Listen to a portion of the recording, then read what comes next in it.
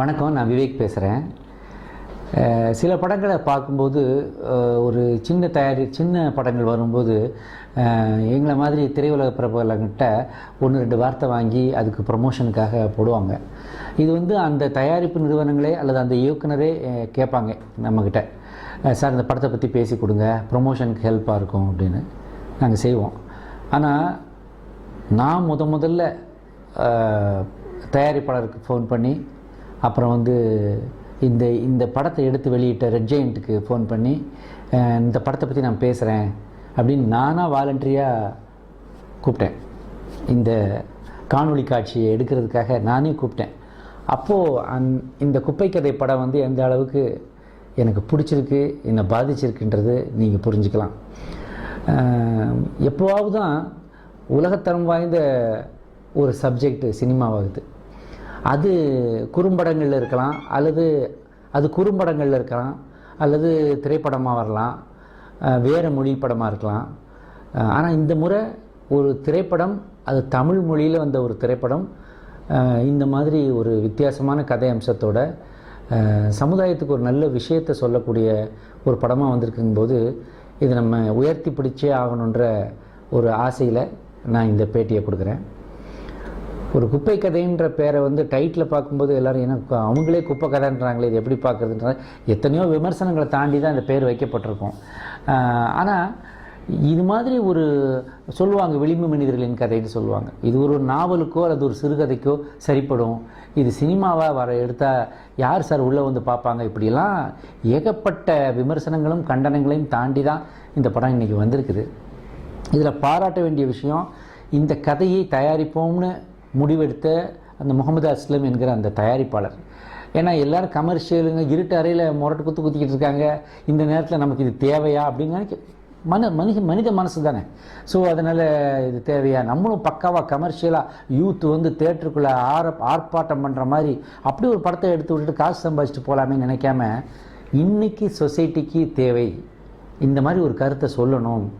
எப்படி என்னதான் நம்ம நவநாகரிகமாக வாழ்ந்தாலும் பேசிக் ஒழுக்கம், வாழ்வில் ஒழுக்கம்னு ஒன்று இருக்குது. அது ஒரு பெண் தவற விடும் பொழுது அவளுக்கு எப்படிப்பட்ட சொசைட்டியில் எவ்வளோ கஷ்டங்கள் வருதுன்னு தெரியுது. ரெண்டாவது, எவ்வளவு தான் கொடுத்தாலும் இந்த வாழ்க்கை நிறைய போகிறதே இல்லை. எவ்வளவு தான் வந்தாலும் இந்த வாழ்க்கையில் பேராசை இருக்கும். நம்ம இது போதும், நமக்கு போதுமென்ற மனமே பொன் செய்யும் மருந்து, ஒரு எளிமையான வாழ்க்கையை வாழ்கிறதுல உள்ள நேர்மை இந்த படத்தில் சொல்லப்பட்டிருக்கு.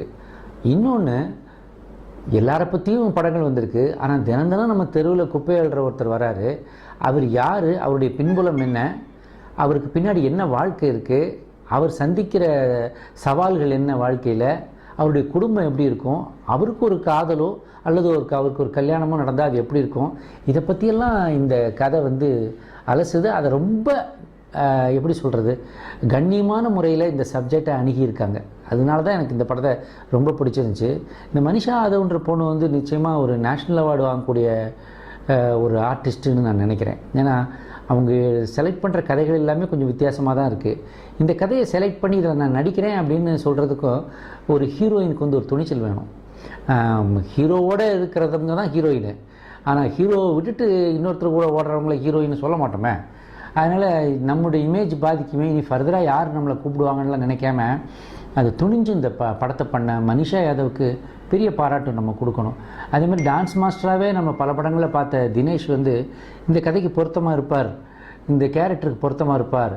அந்த பொண்ணு ஒரு அழகான பொண்ணு, ஒரு நல்ல ஹைட்டான பொண்ணு, நல்லா வாழணும்னு விரும்புகிற, சுத்தமாக வாழணும்னு விரும்புகிற ஒரு பொண்ணுன்னு காட்டிட்டு அதுக்கு ஜஸ்ட் ஆப்போசிட்டாக ஒரு ஹீரோவை பிடிக்கணுங்கும்போது டைரக்டர் கரெக்டாக இவர் தான் பண்ணணும் அப்படின்னு செலக்ட் பண்ண விதத்தை நான் பாராட்டுறேன். அதை வாங்கிக்கிட்டு இது வரைக்கும் ஒரு டான்ஸ் கோரியோகிராஃபர் இப்படி ஒரு கேரக்டர் பண்ண முடியும், தனக்குள்ளே இருக்கிற ஒரு நல்ல நடிகனையும் காட்டியிருக்காரு தினேஷ் மாஸ்டர். அவர் எவ்வளவோ படங்களில் எங்களுக்கே ஒர்க் பண்ணியிருக்காரு. ஆனால் அவருக்குள்ளே ஒரு நல்ல நடிகன் இருக்கிறத இந்த கதை வெளியே கொண்டு வந்துச்சு. எல்லாத்துக்கும் மேலே அந்த பேக்ரவுண்ட் ஸ்கோரு, அவங்க காட்டியிருக்கிற அந்த குப்பத்தை இந்த மாதிரி நேச்சுரலாக காட்டப்பட்டதில்லை. இதுக்கு முன்னாடி ஸ்லம் இப்படி இருக்குது, கூவத்தை ஒட்டி உள்ள ஒரு ஸ்லம்மை இப்படி காட்டியிருக்காங்க. அப்போது என்னென்னா, இதை பார்க்கும்போது இப்படியும் ஒரு வாழ்க்கை நம்ம சிங்கார சென்னைங்கிறோம், இதை பற்றியே இல்லை, டயலாக்கே படத்துலேயே இருக்குது. ஸோ சிங்கார சென்னைங்கிறோம், தமிழ்நாடுன்ற ஒரு பெரிய ஸ்டேட்டுக்கு கேபிட்டலுங்கிறோம். இங்கே ஏகப்பட்ட ஐடி கம்பெனிஸ் இருக்குது, பெரும் பெரும் பணம் முதலைகள் வாழ்கிறாங்க, நவநாகரிக மங்கைகளும் யுவன்களும் யுவதிகளும் உலவுறாங்க. இதெல்லாம் ஓகே. ஆனால் அதையெல்லாம் தாண்டி இப்படி ஒரு வாழ்க்கையும் அந்த கூவம் கரையோர், ஒரு காலத்தில் கூவம் நதி, ஆனால் இப்போ அது சாக்கடை ஆயிடுச்சு. எப்படி ஆச்சு? அந்த சாக்கடைக்கு மத்தியில், அந்த கொசு தொல்லைக்கு மத்தியில், அந்த அசிங்கங்களுக்கு மத்தியில் ஒரு மனித இனம் வாழ்ந்து, அவங்களுக்கும் காதல் இருக்குது, அவங்களுக்கும் குடும்பம் இருக்குது, அவங்களுக்கும் வாழ்க்கை இருக்குது, பொருளாதாரம் இருக்குன்றதெல்லாம் அதை சும்மா ஒரு 2 மணி நேர படத்தில் காட்டுறதுங்கிறது ரொம்ப பெரிய சவால் தான். அதை ரொம்ப நல்லா பண்ணியிருக்காங்க. இன்றைக்கி யூத் போய் பார்க்க வேண்டிய ஒரு படம்னு நான் குப்பை கதை படத்தை சொல்லுவேன். 2 பேருக்கு நன்றி சொல்லணும். ஒன்று, இந்த கதையை எடுத்து நம்ம தயாரிப்போம்னு நினச்ச அந்த தயாரிப்பாளருக்கு, முகமது அஸ்லமுக்கு. அடுத்தாப்பில் இந்த கதையை நம்ம எடுத்து இதை தமிழ்நாடு முழுக்க டிஸ்ட்ரிபியூட் பண்ணுவோன்ற அந்த தில் ரெட் ஜெயண்ட் அவங்க பண்ணது. 2மே சரியான முடிவு தான். ஏன்னா தமிழுக்கு ஒரு தரமான படைப்பு கிடச்சிருக்கு. நல்ல நடிகையையும் நடிகர்களையும் இனம் கண்டுகொண்டோம்.